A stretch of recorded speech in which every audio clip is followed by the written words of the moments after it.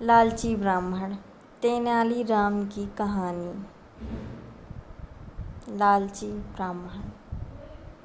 राजा कृष्णदेव राय की माता बहुत धार्मिक महिला थी।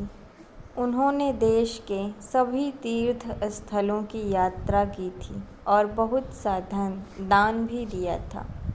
एक बार उन्होंने कृष्णदेव राय से दान में आम देने की इच्छा जाहिर की। राजा ने अपनी माँ की इच्छा को पूरा करने के लिए रत्नागिरी से बहुत सी आम की पेटी मंगवाई, लेकिन जिस दिन दान करना तय हुआ था उससे पहले ही कृष्णदेव राय की माता की मृत्यु हो गई।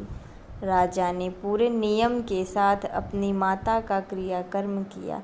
जब उनको अपनी माँ की आम दान करने की इच्छा याद आई तो उन्होंने ब्राह्मण को बुलाकर उनसे पूछा कि मेरी माँ की अंतिम इच्छा आम दान करने की थी, अब उनको क्या करना चाहिए। जो ब्राह्मण आए थे वह लालची थे। उन्होंने राजा से कहा कि उनको अपनी माँ की अंतिम इच्छा पूरी करने के लिए सोने के बने आम उनको दान करना चाहिए।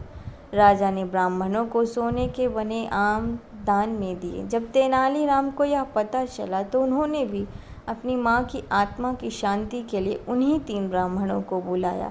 जब तीनों ब्राह्मण घर में आ गए तो तेनालीराम ने सभी खिड़की दरवाजे बंद कर दिए।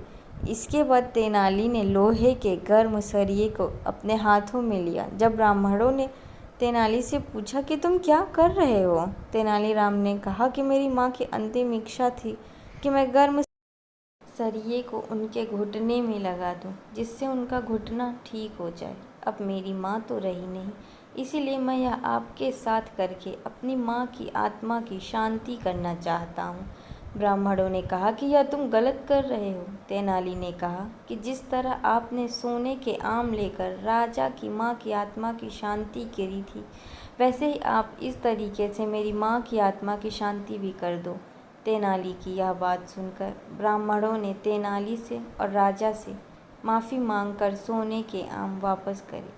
तेनाली ने राजा को समझाया कि इस तरह लालची ब्राह्मणों के चक्कर में पड़कर राजकोष को खर्च न करें। धन्यवाद।